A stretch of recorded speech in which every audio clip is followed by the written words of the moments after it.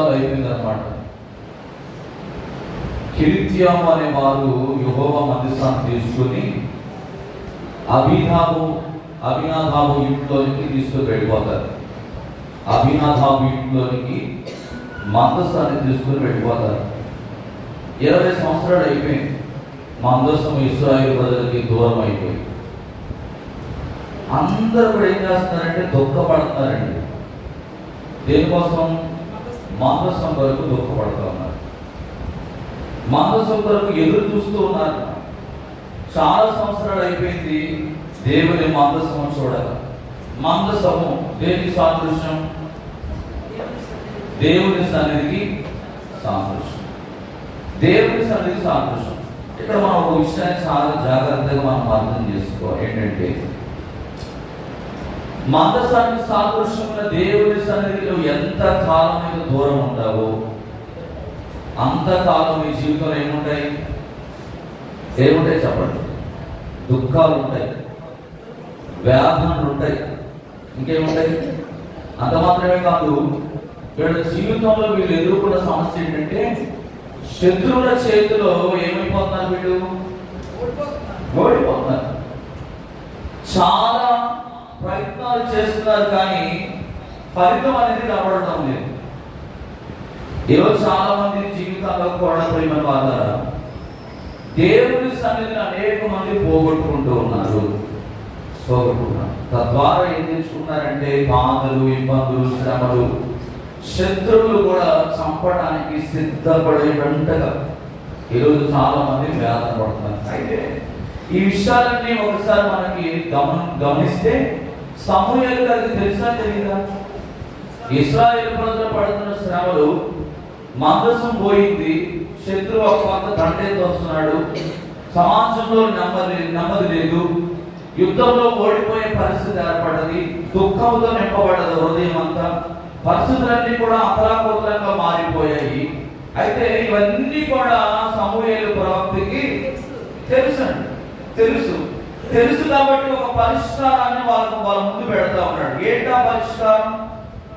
ఇశ్రాయేలును విడిపించడానికి, గెలిపించడానికి, వారు పడుతున్న బాధల నుండి, శ్రమల నుండి, వ్యాధుల నుండి విడిపించడానికి పరిష్కారం సమూయేలు తెలుసు. ఆ పరిష్కారం ఏంటంటే మీరు దేవుని యొద్దకు రండి. హల్లెలూయా. దేవుని దగ్గరికి ఎప్పుడైతే నడిపించబడతారో, దేవునితో ఎప్పుడైతే జీవించడానికి ఇష్టపడతారో, దేవునితో సహవాసం చేయడానికి ఎప్పుడైతే ఇష్టపడతామో ఖచ్చితంగా పరిష్కారం అనేది ప్రతి ఒక్కరి జీవితంలో పొందుతాం. అందుకే సమూయేలు ఏం చెప్తున్నాడంటే, మొదటి సమూయేలు 7:3 అంటాడు, సమూయేలు ఇశ్రాయేలులందరితో ఇట్లా నేను మీరు పూర్ణ హృదయముతో యెహోవా యొద్దకు మీరు మళ్ళుకొనిన యెడల. ఈ వచనంలో ఉన్న 5 మాటలు సమయాన్ని బట్టి నేను ముందుకు వెళ్తాను. ఇది గొప్ప వచనమే. ఈ 7వ అధ్యాయం 3వ వచనం నుండి రాత్రి మీకు స్పష్టంగా దేవుని మాటలు నేను మీ ముందు పెట్టాలని ఆశపడుతున్నాను. ప్రియమైన వారు గమనించండి, నేటి సమాజం కూడా ఏం చేస్తున్నారంటే ప్రభువును విడిచి వేరే ప్రతిమల వైపు మళ్ళుకొని ఏం చేస్తున్నారు? బాధలు అనుభవిస్తూ ఉన్నారు, వాటములను ఎదుర్కొంటూ ఉంటున్నారు. కానీ ఇక్కడ ఒక మాట చెప్తున్నాడు, పూర్ణ హృదయంతో దేవుని దగ్గరకు రావడం అనేది ప్రతి మానవుని జీవితంలో అవసరమయ్యే ఒక ప్రప్రథమైన ఒక విషయంగా దేవుడు మాట్లాడుతూ ఉన్నాడు. క్రైస్తవ జీవితానికి ఉండవలసిన ప్రాముఖ్యమైన నియమము ఏంటంటే దేవుని దగ్గరికి రావడము. దేవుని దగ్గరికి రావడం వస్తే సరిపోదు. ఎలా రావాలి? పూర్ణ హృదయముతో ప్రభు దగ్గరికి రావాలి. మనం ఈరోజు చాలా మంది పూర్ణ హృదయముతో ప్రభు యొద్దకు రాలేకపోతున్నారు. పెదవుల మీద ప్రభువును స్తుతిస్తున్నారు, కానీ హృదయము దేవునికి దూరముగా. అందరి బట్టే వారి జీవితాల్లో ఏం లేదు? సమాధానం లేదు, నెమ్మది లేదు, ఐశ్వర్యాన్ని పొందుకోలేకపోతారు. కష్టాలు, బాధలు, దుఃఖాలు, వ్యాధులు, ఓటములు, ఏ పని చేసినా ఆ పనిలో ఫలభరితమైన జీవితాన్ని ఎందుకు చూడలేకపోతున్నారంటే దేవుని దగ్గరికి వస్తున్నారు, కానీ పూర్ణ హృదయముతో రాలేకపోతున్నారు. యెషయా 55వ అధ్యాయం 7వ వచనం అంటాడు, భక్తిహీనులు తమ మార్గమును విడవవలెను, దుష్టులు తమ తలంపులను మానవలెను. వారు యెహోవా వైపు తిరిగిన ఎడల ఆయన వారి యందు జాలిపడును. వారు మన దేవుని వైపు తిరిగిన ఎడల ఆయన బహుగా క్షమించే దేవుడంట. హల్లెలూయా. ఏమంటున్నాడండి? ఆయన మన యందు జాలిపడే దేవుడండి. మనుషులు తోసేస్తారు, చీపోవాలి, పనికి మారినవాడు, నీతో నాకు అవసరం లేదు అని లోకము ఈరోజు అనేక మందిని ఏం చేస్తుంది? తోసేస్తుంది, నెట్టేస్తుంది, పక్కకు పెట్టేస్తుంది. కానీ దేవుడు ఎప్పుడు కూడా తోసి వేసే దేవుడు కాదండి. ఆయన అంట మన ఎందుకు జాలిపడే దేవుడు అంట. మనము ఆయన వైపు తిరిగితే ఆయన బహుగా క్షమించే దేవుడు అంట. దేవుడికి స్తోత్రం కలుగును. ఈ మాట భూ ప్రపంచంలో ఎవరు కూడా చెప్పలేదు. నేను బహుగా క్షమించడం వేరు, బహుగా క్షమించడం వేరు. రెండు మాటలు చాలా అర్థం ఉందండి. మీకు ఇంకో మాట చెప్తాను. ఈరోజు చాలా మంది లూకా సువార్త 4వ అధ్యాయం 1-2 వచనాలను చూసారా? చదవాల్సిన అవసరం లేదు. ఆ ఉపవాసానికి, ఈ యొక్క ఉపవాసానికి చాలా మంది ఏం చేస్తున్నారు? కలుపుకుంటూ ఉన్నారు. అది వేరు. అది దేవుడు 3.5 సంవత్సరాల పరిచర్య కొరకు బలముగా దేవునితో వాడబడడం కోసం ఆయన చేశాడు. యేసు ప్రభు శిలువకు అప్పగింపబడినప్పుడు, అప్పగింపబడే ముందు గెత్సేమనే తోటలో కేవలము ఎన్ని రోజులు ఉన్నాడు? 3 దినాలే ఆయన ఉపవాస ప్రార్థన చేసినట్టుగా బైబిల్లో. ఆ ఉపవాసం వేరు, ఈ ఉపవాసము వేరు. అంటే ఈరోజు సమాజం ఎక్కడుంది? వాక్యము అర్థం చేసుకోలేని స్థితిలో చాలా మంది. ప్రియమైన వారు, ఒక విషయం చెప్తాను.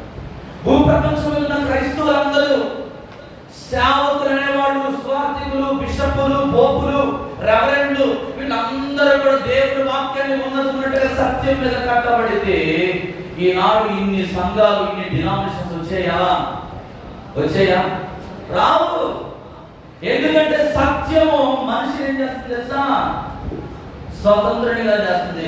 ఆ సత్యాన్ని చాలా మంది, కొంతమంది పెద్ద పెద్ద పాస్టర్లు అందరూ కూడా ఏం చేస్తారంటే వాళ్ళ పేరు నిలబెట్టుకోవడం కోసం, పరపతి కోసము, ధనవంతుల కోసము, అధికారం కోసం ఈరోజు ఆ సత్యాన్ని ఏం చేస్తారంటే కప్పి పెట్టి ఏం చేస్తున్నారు? అబద్ధ బోధలు చేస్తారు. సరే, ఆ విషయాన్ని పక్కన పెట్టండి. మీకు చాలా క్లారిటీ ఇవ్వడం మాత్రమే చెప్తున్నాను. ఏది? ఈ 40 రోజుల ఉపవాసానికి, యేసు ప్రభు చేసిన ఉపవాసానికి చిన్న క్లారిటీ ఇవ్వడం కోసం మాత్రమే చెప్పాను. అది నా టాపిక్, అది పక్కన పెట్టేసాను. రైట్. ఇప్పుడు చూడండి, సమూయేలు ప్రవక్త ఏం చెప్తున్నాడు? ఇదిగో మీరు భక్తిహీనులు కనుక మీ భక్తిహీనత మార్గాన్ని మీరు విడిచిపెట్టి, దుష్టుని యొక్క తలంపులను మీరు విడిచిపెట్టి, మీరు యేసు ప్రభువారి వైపు తిరిగితే, ఆయన తట్టు మీరు తిరిగితే, ఆయన ఏం చేస్తానంటున్నాడు? మీరందు జాలి పడతానంటున్నాడు. దేవునికి స్తోత్రం కలుగునుగా. పూర్ణ హృదయముతో నిజమైన క్రైస్తవులు ఈరోజు చాలా మంది పూర్ణ హృదయముతో దేవుని వైపు తిరగలేకపోతున్నారు. అందుకే చాలా మంది హృదయాలు ఏం లేదంటే సమాధానం అనేది లేకుండా జీవిస్తారు. మళ్ళీ కింద వచ్చినప్పుడు ఏమంటాడు?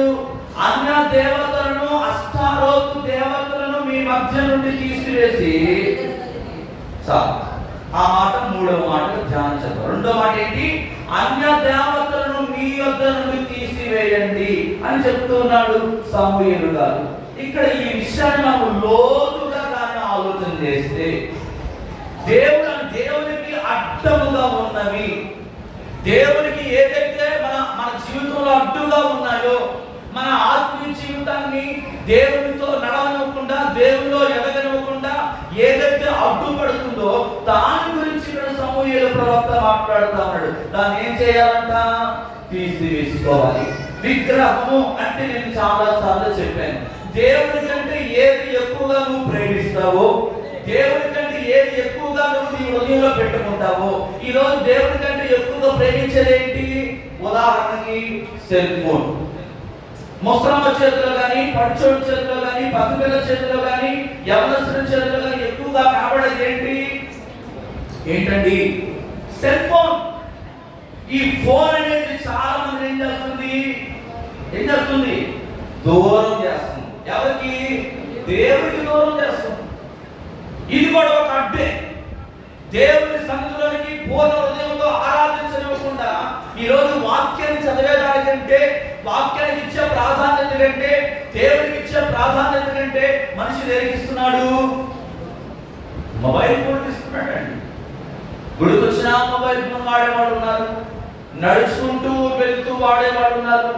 ఎక్కడ పడితే అక్కడ ఈరోజు చాలా మంది ఏం చేస్తారంటే నిద్ర కూడా పోకుండా, అన్నం కూడా తినకుండా ఎక్కువ సమయం ఫోన్లోనే గడిపేవాళ్ళు. అర్ధరాత్రి 12-1 గంట అయినా ఆన్లైన్లోనే ఉంటూ అనేకమైనవి చూస్తూ ఉండేవాళ్ళు లోకంలో చాలా మంది ఉన్నారు. దానికోసం ఎడిట్ అయిపోయి పాడైపోయారు, ఆకర్షణ పడుతూ ఉన్నారు దానికోసం. ఇది దేవునికి అడ్డుగా ఉంటుంది. యవనస్తులు చెడిపోవడానికి ముఖ్య కారణం ఏంటంటే మొబైల్ ఫోన్. రెండవది, దేవునికి దూరంగా చేసేది ఏంటంటే ఆడవాళ్ళ జీవితంలో గమనించినప్పుడు సీరియల్స్ ఏం చేస్తున్నాయి? ఆడవాళ్ళని ఆకర్షిస్తా ఉన్నాయి.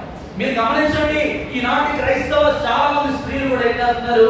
7 అవగానే ఎక్కడ కూర్చుంటారు? పోయి టీవీ కాడ కూర్చుంటా ఉంటారు. ఇంకా చాలా మంది పాడు చేసేది ఏమో తెలుసా? ఏంటి మోసాలమ్మ ముచ్చట్లు. ఏం పాడు చేస్తున్నాయి? మోసాలమ్మ ముచ్చట్లు. ఇంకా అల్లరితో కూడిన ఆటపాటలు, సినిమాలు, భూతులు, చాడీలు, ఇవన్నీ కూడా ఏం చేస్తున్నాయంటే దోషణ, ముసలమ్మ ముచ్చట్లు, చెడు సహవాసం, వాగ్దానము, లోక ఆశలు, భూసంబంధం, వాటన్నిటి మీద ఈరోజు చాలా మంది మనస్సు పెట్టి ఎవరికి దూరం అయిపోతున్నారంటే దేవునికి దూరం అయిపోతున్నారు. అందుకే సమూయేలు ఏమంటాడంటే దేవునికి అడ్డుగా ఉన్న అన్య దేవతను మీ ఎదురు తీసిపెట్టి అప్పుడు మీరు ఎవరి దర్శనం చేసుకుంటారంటే ప్రభు యొక్క ముఖ దర్శనమును మీరు చేసుకుంటారు. ద్వితీయోపదేశకాండము 13:4 అంటాడు, మీరు మీ దేవుడైన యెహోవాకు లోబడి ఆయనకే భయపడి ఆయన ఆజ్ఞను అనుసరించి ఆయన మాట విని ఆయన సేవించి ఆయన హత్తుకొని ఉండవలెను. మనం ఎవరు హత్తుకోవాలి? దేవుణ్ణి.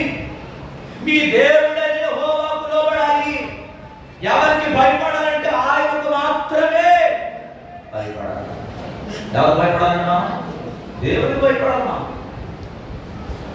ఈరోజు చాలా మంది దేవునికి భయపడని జీవితాలు జీవిస్తున్నారండి. దేవునికి దూరం అయిపోతున్నారు. దేవుని మందిరానికి మేము వెళుతున్నామని అనుకుంటున్నారు, కానీ వారంతా ఇందాక చెప్పారు కదా, పెదాల మీద దేవుడిని స్తుతిస్తున్నారు, కానీ వారి హృదయం దేవునికి దూరముగా.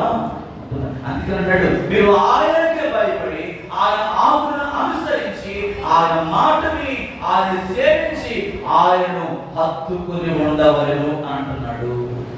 మూడవ మాట ఏంటంటే భక్తిలో ఏముండాలంటే పట్టుదల ఉండాలి.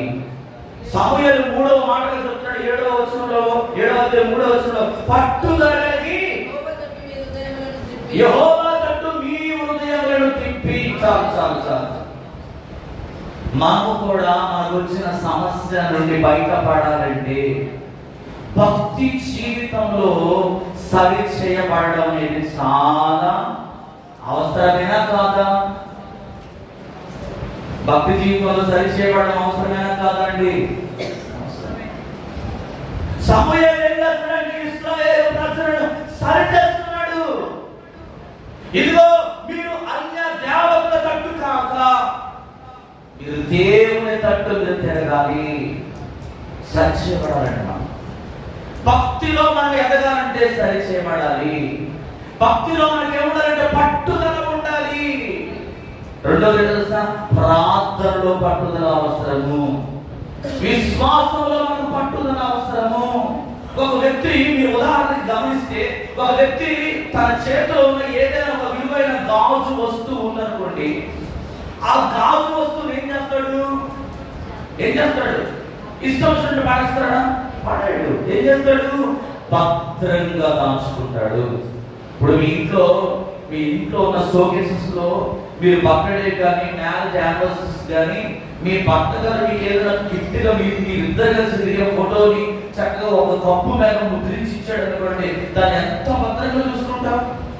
ప్రతిరోజు దాన్ని బట్టి దుమ్మంతా కూడా ఏం చేస్తూ ఉంటాం? ఒక క్లాత్ తీసుకుని తుడుస్తూ ఉంటాం.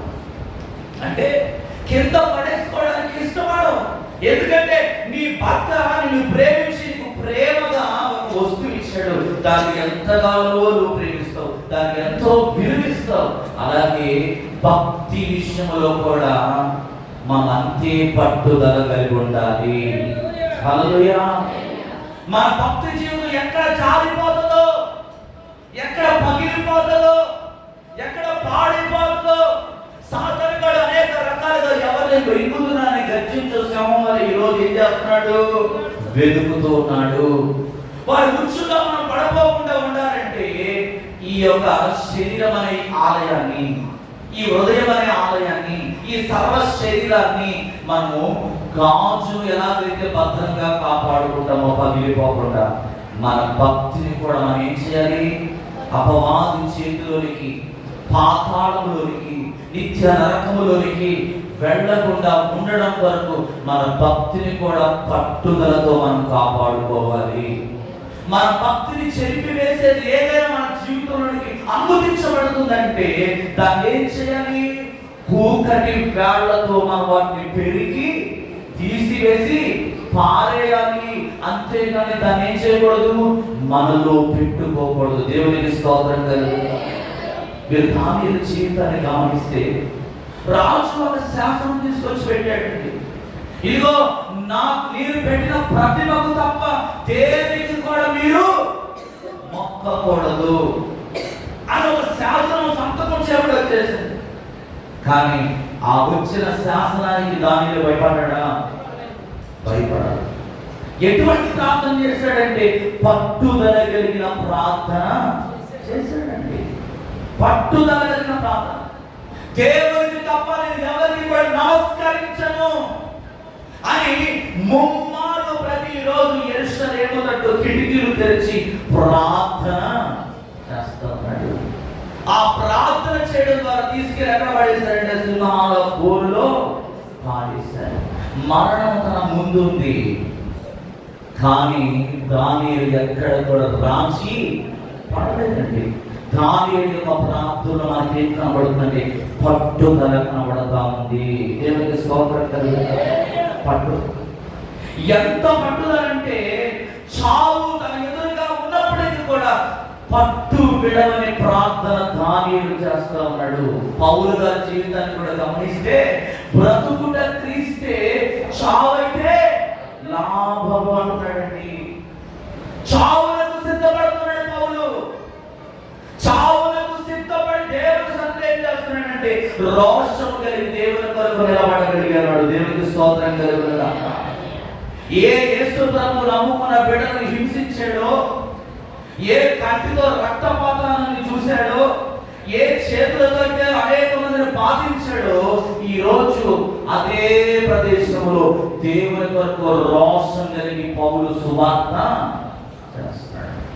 అనేక సంఘాలను కట్టగలిగాడు. అనేక మందిని సువార్తకులుగా, కాపరులుగా, ఉపదేశకులుగా, బోధకులుగా తయారు చేయగలిగాడు. ఇంకో మాట చెప్పాలంటే దేవుని కొరకు అంతఃసాక్షి ఇష్టపడ్డాడు. దేవునికి స్తోత్రం కలుగుతుంది. పౌలు గారి జీవితంలో కూడా పట్టుదల కనబడుతుంది. భక్తి జీవితంలో మనకి ఏం అవసరం అంటే పట్టుదల అవసరం.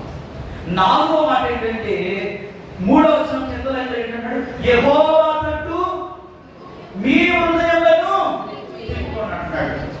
సమూయేలు వారి ఇశ్రాయేలును చూచి, ఇదిగో మీ హృదయములు, మీ మనసు వేరే తట్టు ఉన్నది, ఆయన తట్టు మీరు ఏం చేయాలి? తిరగబడాలి. ఆయన తట్టు మీరు తిరగాలి. ఆయన వైపు మీరు తిరగాలి.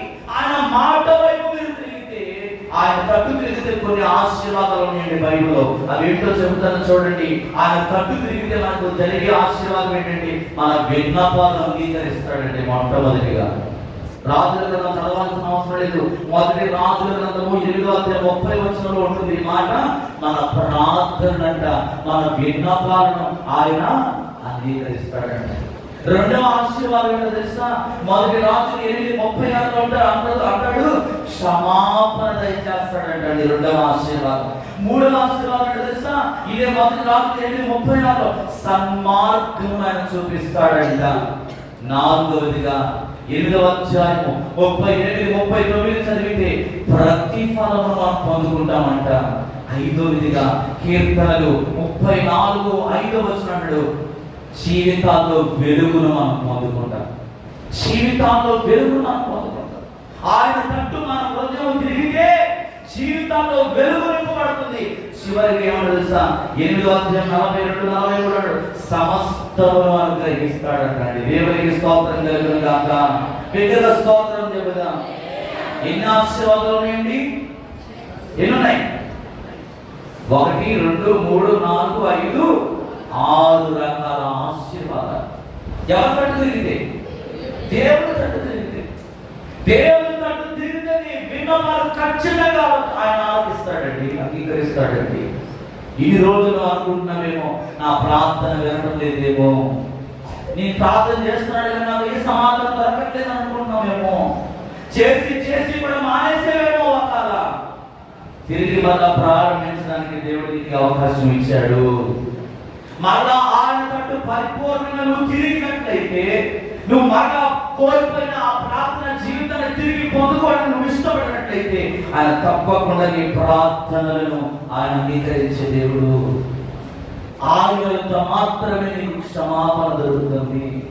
ఇప్పటి వరకు నువ్వు క్షమించబడలేని స్థితిలో ఉన్నావేమో, నువ్వు చేసిన పాపాలకు క్షమాపణ దొరకదేమో అనుకుంటున్నావేమో.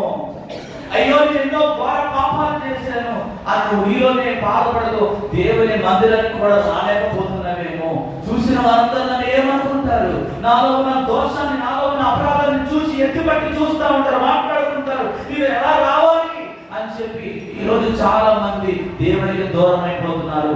అటువంటి వారి గురించి దేవుడు చెప్తున్నాడు, నీవు ఆయన తట్టు తిరిగితే ఆయన దానికి క్షమాపణ దొరుకుతుంది. 3వ ఆశీర్వాదం సన్మార్గమును చూపించే దేవుడు, మంచి మార్గంలో నడిపించే దేవుడు. మన దేవుడు ప్రతిఫలం జీవితంలో వెలుగులు నీకు నింపబడుతుంది సమస్తం. అందుకే అన్నాడు ఆయన తట్టు తిరుగుదాం.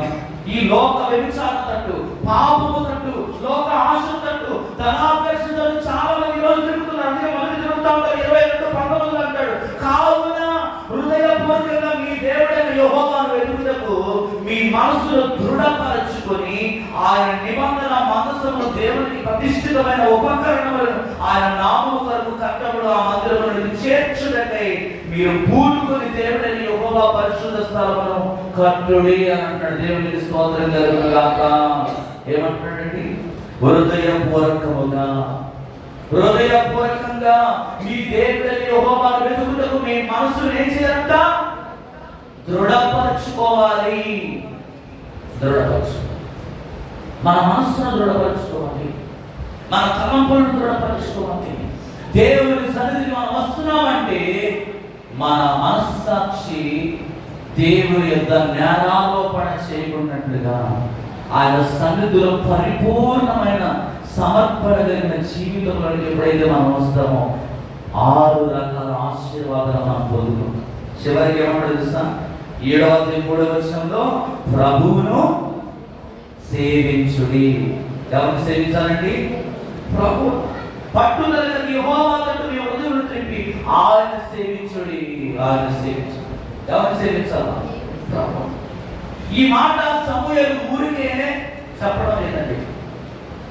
సేవకులైన మీమైనా, లోకంలో ఉన్న పెద్ద పెద్ద భక్తులు, ప్రవక్తలు, సువార్తికులు దేవుని సన్నిధిలో నేను నిలబడి చెప్తున్నాను, పరిశుద్ధ స్థలంలో నేను నిలబడి చెప్తున్నాను, మేము అన్వయించిన తర్వాతనే, మేము పాటించిన తర్వాతనే దేవుని వాక్యం ఏం చేస్తాం? బోధిస్తాం. అర్థం?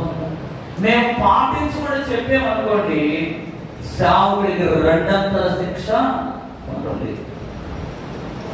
ఇక్కడ సమూయేలు కూడా ఏం చేస్తున్నాడు? ఊరికి ఈ మాటలు చెప్పడం లేదు, తన జీవితంలో ప్రాక్టికల్ గా అతడు అనుభవించి, అతడు పాటించి ఇశ్రాయేలు ప్రజలు చెబుతున్నాడు, మన ప్రభువును సేవించడం మంచిది. అది ఎలా ఉండాలంటే 12వ అధ్యాయం 20వ వచనం, అంతటా సమూయేలు జరుగుతూ ఇట్లా నేను భయపడకుడి, మీరు ఈ కీడు చేసిన మాట నిజమే, ఆయనను యెహోవాను విసర్జింపకుండా ఆయన అనుసరించు పూర్ణ హృదయంతో ఆయనను సేవించుడి. భయభక్తులు గల వారి యొక్క నిష్కపటముగా సత్యముగా ఏంటంటే సేవించాలి. యెహోషువ 24:14 వచనంలో చెప్తున్నాడు, కాబట్టి మీరు యెహోవా యందు భయభక్తులు గల వారై ఆయనను నిష్కపటముగా మార్గముగాను సత్యముగాను సేవించు. మీ పితరులు నది అద్దరిన ఐగుప్తులో సేవించిన దేవతను త్రోవదోసి యెహోవాను ఎలా సేవించాలి? నిష్కపటముగా నిష్కపటముగా నిష్కపటముగా నిష్కపటముగా మనం సేవించాలి. యోబు గ్రంథం 1:1 అంటాడు, ఊజు దేశమందు యోబు అని ఒక మనుషుడును, అతడు యథార్థవంతుడను న్యాయవంతుడను దేవుని యందు భయభక్తులు కలిగి చెడుతనమును ఏం విసర్జించాడండి యోబు? చెడుతనమును విసర్జించాడు. ప్రభు గురించి సాక్ష్యం చెప్పాడు, యథార్థవంతుడు న్యాయవంతుడు. ఈ సాక్ష్యము మానవుడు ఏం చేయాలి? మనఃపూర్వకంగా ఆయన మనం సేవించాలి.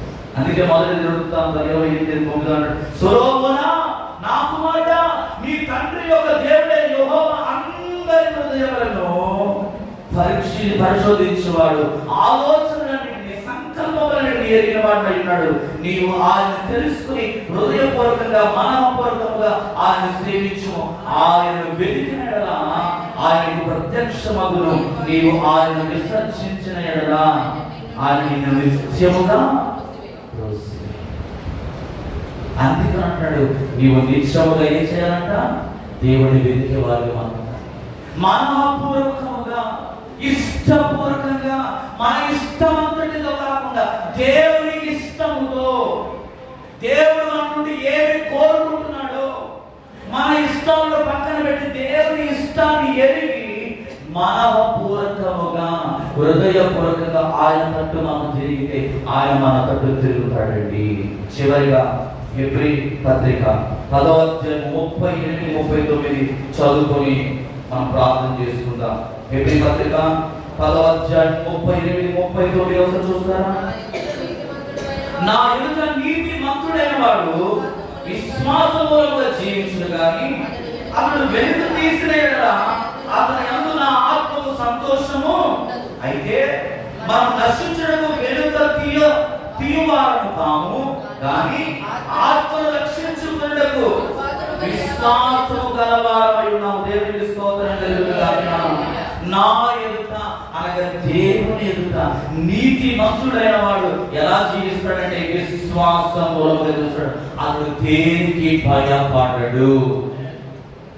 మనుషుల యొక్క బెదిరింపు మాటలకు భయపడేవాడు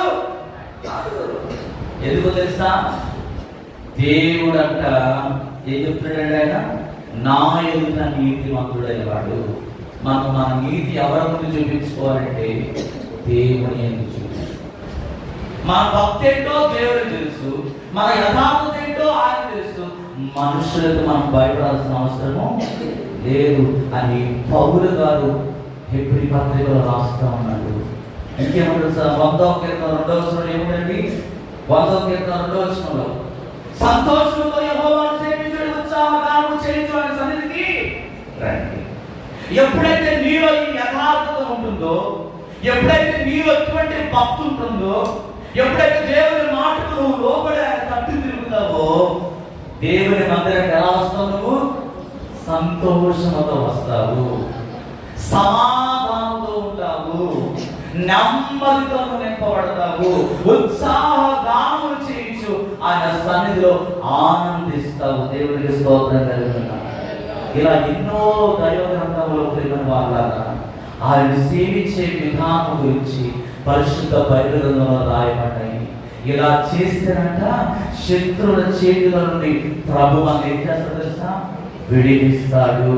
అదే మాటలు సమూయేలు గ్రంథంలో 7:3 చెబుతా ఉన్నాడు. ఇంకొన్ని మాటలు ఉన్నాయి. రేపటి దినమందు అవి ధ్యానం చేద్దాం. ఒక్క నిమిషం కళ్ళు మూసుకుందాం, మోకరిద్దాం. దేవుని మాటలు మనకి దీవించి ఆశీర్వదించును గాక. అందరం కూడా కళ్ళు మూసుకుందాం. ఈ 7:3 ఇశ్రాయేలు ప్రజలు మందస్థమును కోల్పోయినారు. మందస్థు అనగా దేవుని సన్నిధి. దేవుని సన్నిధి దూరం అయిపోయిన ప్రజలు జీవిస్తున్నారు.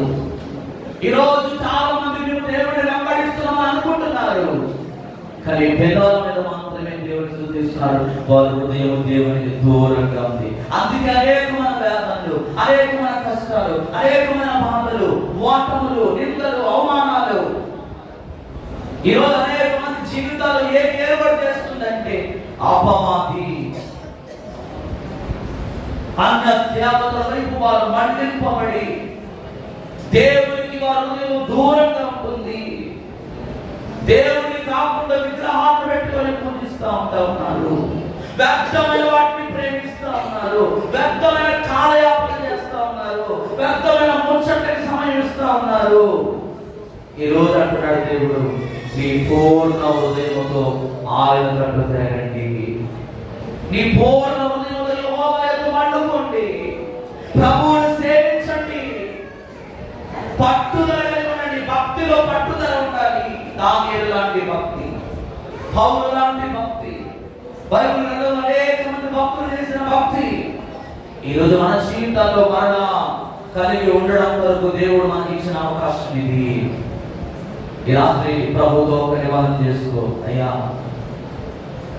మరణం ముందున్న దానియేలు తన భక్తిని విడవలేదు నాయన. యోబు తన భక్తిని విడిచిపెట్టలేదయ్యా. సర్వం కోల్పోయినప్పటికీ, అందరూ విడిచిపెట్టి వెళ్ళిపోయినప్పటికీ తన భక్తిని మాత్రం విడిచిపెట్టలేదయ్యా. చావు కళ్ళ ముందున్న పౌలు బ్రతికితే క్రీస్తు, చావు అయితే లాభం అనుకున్నాడయ్యా. ఈ రాత్రి భక్తిలో నాకు పట్టుదల దయచి, ప్రార్థనలో పట్టుదల దయచి, విశ్వాసంలో నాకు పట్టుదల దయచి, నేను వెంబడించే విషయంలో నాకు పట్టుదల దయచి ప్రభువా. నీకు దూరంగా నువ్వు ఏదైతే చేస్తా ఉందో వాటన్నిటిని ఈ రాత్రి విడిచిపెట్టాలని నాకు నీ కృప దయచేయని దేవుడు అడుగుతామా? ఒకసారి 5 నిమిషాలు సమయం తీసుకుందాం. ఒక్కసారి ప్రతి ఒక్కరు కూడా హృదయాలు తెరవండి అమ్మా. దయచేసి హృదయాలు తెరవండి. ఇప్పుడు ఎవరితో భక్తి చేస్తున్నారో దేవుడు నేను ఇంకా దీవించును గాక. ఒకవేళ చేయకపోతున్నట్లయితే ఈ రాత్రి దేవుడికి మంచి అవకాశం ఇచ్చాడు. ఇదిగో ప్రభువా, నేను శ్రేష్టమైన భక్తి చేయాలయ్యా. హృదయపూర్వకమైన భక్తి నేను చేయాలయ్యా. యథార్థతో కూడిన భక్తి నేను చేయాలయ్యా. న్యాయంతో కూడిన భక్తి నేను చేయాలయ్యా. పట్టుదలతో కూడిన ప్రార్థన జీవితం నాకు దయచే ప్రభువా. పట్టుదలతో కూడిన విశ్వాసం నాకు దయచే ప్రభువా. పట్టుదలతో కూడిన విశ్వాసం నాకు దయచే ప్రభువా. పట్టుదలతో కూడిన వాక్య ధ్యానం నాకు దయచే ప్రభువా. ఇదిగో పూర్ణ హృదయంతో నేను తిరుగుతాను యేసయ్యా. పూర్ణ హృదయంతో నేను సేవిస్తానయ్యా. నిన్నే సేవిస్తానయ్యా. నిన్నే నా హృదయంలో ప్రథమ స్థానం ఇస్తాను ప్రభువా. దేవుని కూడా ఎక్కువ ప్రేమించను యేసయ్యా. ఇదిగో ప్రతి దానిలో కంటగా ఎంచుకుంటానయ్యా.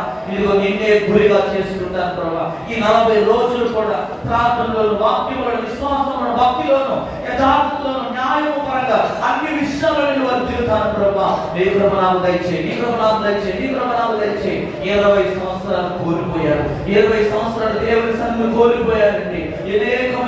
అనేకమైన కీడులు కూడా పెట్టారు. అనేకమైన వాటములు వారు ఎదుర్కొన్నారు. అనేకమైన అవమానాలు వారు ఎదుర్కొన్నారు. అనేకమైన నష్టాలు వారు ఎదుర్కొన్నారు. సమయం తెలుసు. అందుకని ఇశ్రాయేలు ప్రజలను జ్ఞాపకం చేస్తున్నాడు. ఇదిగో ఇకనైనా ఇప్పటి నుండైనా మీరు దేవుని తట్టు తిరగండి. Thank you lord. హల్లెలూయా. యేసయ్యా నీకు వందనాలు ప్రభువా.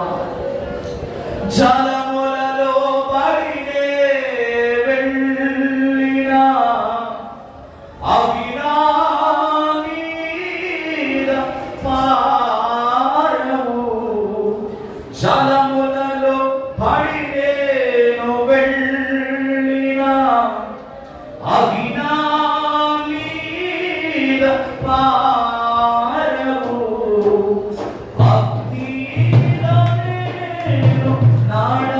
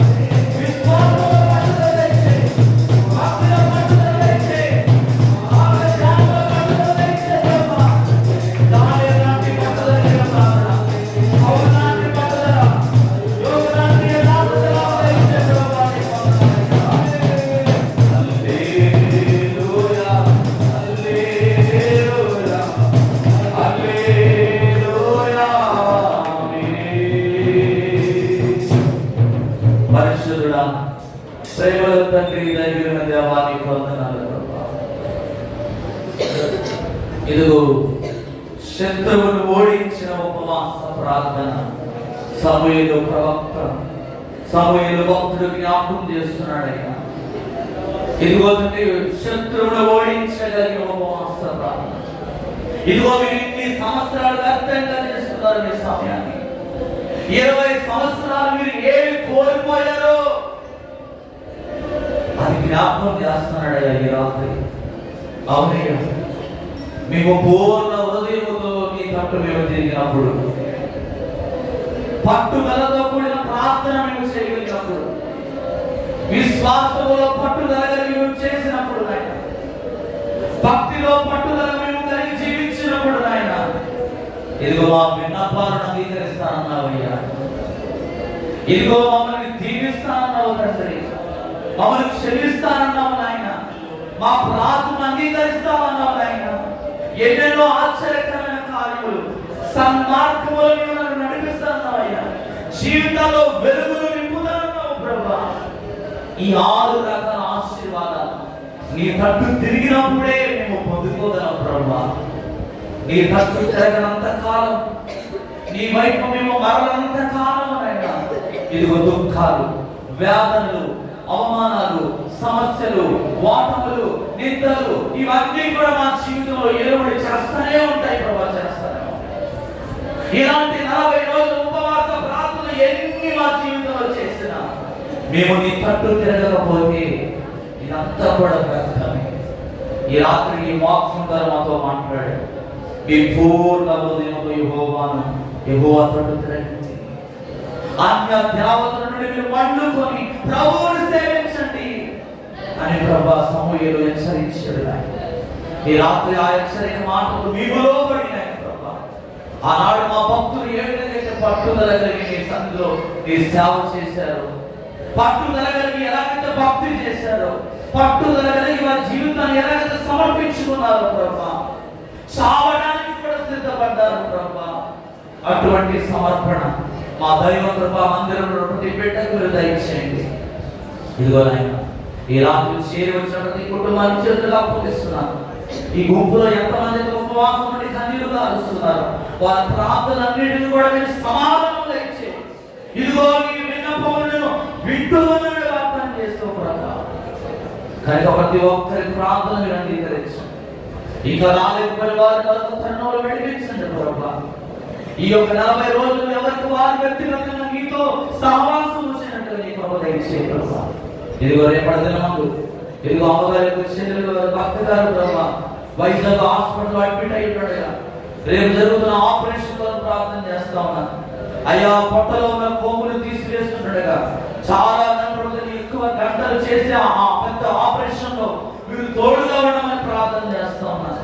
డాక్టర్లకి పరలోక సంబంధమైన జ్ఞానం తెచ్చేయండి. ఆపరేషన్ థియేటర్ అంతా కూడా నీ సన్నిధి ఆవరించును గాక, నీ ప్రసన్నత విడుదల గాక, నీ మహిమ కూడా యేసు నామములో దిగి వచ్చును గాక. ఎంత మాత్రం కూడా భయం లేకుండా, ఎటువంటి అధైర్యానికి, ఎటువంటి భయములకు ఆ కుటుంబం లోబడకుండా అయ్యా నీ వైపు చూస్తూ మా దేవుడు సర్వశక్తిమంతుడు, ఇదిగో మా కొరకు అనేక మంది ప్రార్థన చేస్తున్నారని సర్వశక్తిమంతుడైన నీ యందు వారు విశ్వాసం ఉంచడానికి ఏ ప్రభువును దయచేయండి. నీకు అసాధ్యమైనది ఏది లేదు నాయన. సర్వ సృష్టిని చేసిన దేవుడు నాయన. నిరాకారములో ఉన్న భూమికి ఆకారమును అనుగ్రహించిన దేవుడు, మానవునికి రూపాన్ని ఇచ్చిన దేవుడు, అవయవములను కలగజేసిన దేవుడు నాయన. నీ బిడ్డలకు ధైర్యం తెచ్చి, తన భార్యకు, తన కుమార్తె కుమారుడు ధైర్యం తెచ్చేయండి అయ్యా. నీకు ప్రభా వారి బలపరచండి, వారిని ఓదార్చండి నాయన. రేపు జరుగుతున్న ఆపరేషన్ అంతా మీ చేతులుగా అప్పగిస్తూ మంచి శుభవార్త మేము వినట్టుగా మీ కృపణ దయచేయండి. కావలసినవన్నీ కూడా సమృద్ధిగా సమకూర్చమని ప్రార్థన చేస్తా ఉన్నాం. పరిశుద్ధాత్మ దేవ, ఇక సంఘంలో ఎవరైతే బాధ్యులు ఉన్నారో పేరు పేరు దర్శించండి నాయన. ప్రతి ఒక్కరిపై ఆత్మను బలముగా మీరు కోపరించి ఈ రాత్రంతా కూడా చక్కని దర్శనాలు కలదు ప్రతి బిడ్డతో మీరు మాట్లాడి వ్యక్తిగతంగా ప్రార్థనలు పెడుతున్న ప్రతి ఒక్కరిని మీరు బలపరిచి నడిపించమని సమస్త మహిమానంతో ప్రభావం మీకు మాత్రమే ఆరోపిస్తూ మమ్మల్ని తగ్గించుకుంటూ నీ నామాన్ని హెచ్చిస్తూ యేసు పరిశుద్ధ నామములో ప్రార్థించి మనోదన్ని అడిగి పొందుకున్నాము తండ్రి. ఆమేన్. మన పరమ తండ్రి దేవుని ప్రేమ, కుమారుడు రక్షకుడు యేసుక్రీస్తు వారి కృప, పరిశుద్ధాత్మ దేవుని నిత్యమైన సమాధానము సన్నిధి తరలించి ప్రార్థన ఏకీభవిస్తున్న ప్రతి కుటుంబానికి, లోకములను సకల పరిశుద్ధులకు, ఆత్మీయుల కుటుంబానికి, రేపు జరుగుతున్న ఆపరేషన్కు ఆయన కృప సదా తోడై నడిపించును గాక. ఆమేన్. యేసు రక్తం వేసి, శిలువ రక్తం వేసి, ప్రవేశ సంపూర్ణ విషయం అపవాదుల అనంత నాశనం యేసు నామానికి జయము కలుగును గాక. ఆమేన్. అందరికీ వందనాలండి. అందరికీ ప్రైజ్ ది లార్డ్. అందరికీ ప్రైజ్ ది లార్డ్.